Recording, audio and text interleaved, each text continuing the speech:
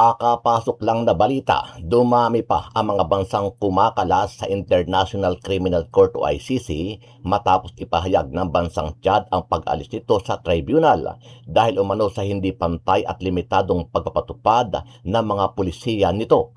Bagamat itinanggi ng pamahalaan ng Chad na bunga ito ng panawagan ng Estados Unidos, inamin itong hinikayat sila ng Washington na muling suriin ang kanilang pagiging kasapi sa ICC. Nauna nang inanunsyo ng Venezuela ang pagkalas nito sa ICC habang sinimulan na rin ng Burkina Faso, Mali at Niger ang kanilang withdrawal process.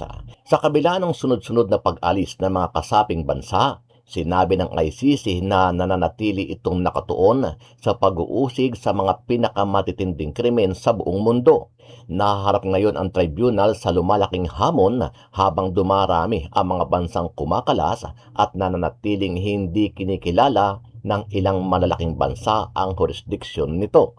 Dahil sa patuloy na pagkakawatak-watak ng mga bansang kaalyado ng ICC, naniniwala ang ilang personalidad at political analyst na hindi malayong palayain na si dating Pangulong Duterte matapos makulong ng mahigit 1 taon sa ICC dahig Netherlands. Muling nanawagan si Vice President Sara Duterte sa agarang pagpapalaya sa kanyang ama na si dating Pangulong Rodrigo Duterte na higit 1 taon nang nakadetine sa International Criminal Court sa The Hague, Netherlands. Ayon kay BP Sara, ang patuloy na pagdetine sa kanyang ama ay hindi makatarungan at bunga lamang ng pamumulitika. Muling binigyang diin ng Vice Presidente na walang batayan ng Rome Statute para sa patuloy na pagdetine sa dating Pangulo. Tinuligsa rin niya ang assessment ng ICC hinggil sa pagiging flight risk ni dating Pangulong Duterte. He should be released, and he should be released immediately. This is not about justice.